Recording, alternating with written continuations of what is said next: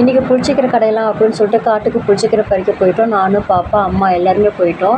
போகிற வழியில் பார்த்தா செடியெல்லாம் ரொம்ப வாடி போயிருந்தது. தண்ணி இல்லை கிணத்துலையும். ரொம்பவே கஷ்டமாக இருந்தது.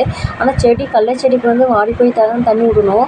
விட்டா நல்லாயிருக்கும் அப்படின்னு சொல்லுவாங்க. ஆனால் அதுக்காக ரொம்பவே வாடி போயிருந்தது. ஒரு சில செடியெல்லாம் காஞ்சி போயிடுச்சு. அம்மா புளிச்சக்கீரை தான் பறிச்சிட்ருக்காங்க. இந்த விதை வந்து ஒரு அக்கா தான் எங்களுக்கு வாங்கிட்டு வந்து கொடுத்தாங்க. நிறைய விதை வாங்கிட்டு வந்து கொடுத்துறாங்க. அவரைக்காய், பைத்தங்காய், அப்புறம் வெண்டைக்காய் விதை, புளிச்சக்கீரை நிறைய கொடுத்தாங்க. ஆனால் கொஞ்சம் தான் முளைஞ்சிது. ஒரு சில விதைலாம் முளையவே இல்லை. கொஞ்சம் முளைஞ்சி மாடு வரைய பாதி சாப்பிட்ருச்சு. எதுவும் பண்ண முடியல. அதுக்கப்புறம் இந்த புளிச்சக்கீரை பார்த்திங்கன்னா புளிப்பு கொஞ்சம் கம்மியாக தான் இருக்குங்க. அம்மா பறிச்சுட்டு அப்புறம் வீட்டுக்கு வந்துட்டாங்க. அப்புறம் நாங்கள் போய் மாட்டு சாணம் அப்படின்னு சொல்லிட்டு மாமரத்துக்கு போயிட்டோம்.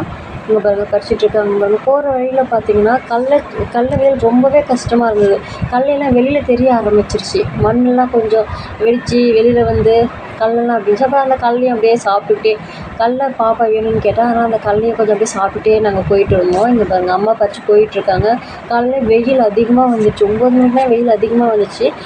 இன்னும் மே மாதம்லாம் வெயில் எப்படி இருக்குன்னே தெரியல. ரொம்ப பயங்கரமாக இருக்கும் போல. வெளியில் வர முடியாது போல இருக்குது. காலையில் எல்லா வேலையும் முடிச்சாதாங்க. மாடுலாம் வெளில கட்ட முடியுமா என்னன்னே தெரியல. நாங்கள் 11 மணி வரையும் மாடு காட்டில் கட்டியிருக்கோம். 11 மணிக்கு மேலே தான் தண்ணி காமிச்சு நிழலில் கட்டுவோம். ஆனால் இப்போலாம் 10 மணிக்குலாம் நாங்கள் அவுத்துருவோம். ஏன்னா செலப்பட்டுரும் அப்படின்னு சொல்லிட்டு. அப்புறம் அம்மா வந்து அந்த புளிச்சக்கீரையை வந்து அடுப்பில் போட்டு வேக வச்சுட்டு இருந்தாங்க. வெந்ததும் இப்போ அந்த தண்ணியை வச்சுட்டு அதுக்கப்புறம் வானலில் எண்ணெய், காஞ்ச மிளகா, கடுகு போட மாட்டாங்க, காஞ்ச மிளகா, வெங்காயம், அப்புறம் தக்காளி எல்லாத்தையும் போட்டு வதக்கி அதுக்கப்புறம் வேக வச்சுருக்க அந்த புளிச்சக்கீரையில் போட்டு கடைவாங்க. கடைஞ்சி சூப்பராக இருக்கும். எப்பவுமே நாங்கள் தக்காளி சேர்த்துக்க மாட்டோம். இந்த தடவை தக்காளி சேர்த்து கடைஞ்சி பார்க்கலாம் அப்படின்னு சொல்லிட்டு கடைஞ்சாங்க. ரொம்பவே நல்லா இருந்தது. ஆனால் புளிப்பு கொஞ்சம் கம்மியாக இருந்தது. சாப்பிட்றதுக்கு நல்லா இருந்தது. சூப்பராக இருந்தது. அப்புறம் உப்பெல்லாம் சேர்த்து கடைஞ்சாங்க. அப்புறம் கடைஞ்சதுக்கப்புறம் எண்ணெய், கடுகெல்லாம் போட்டு தாளிப்பாங்க.